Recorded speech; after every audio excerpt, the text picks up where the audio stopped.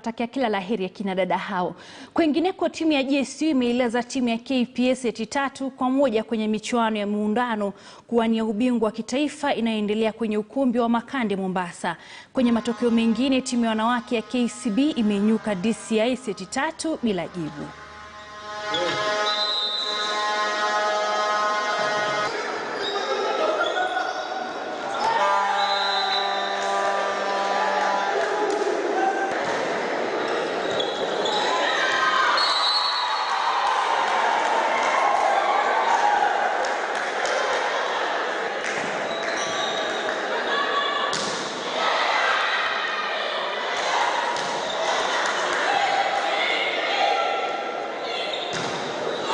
Leo nimecheza mzuri kulingana na vile niliona jana.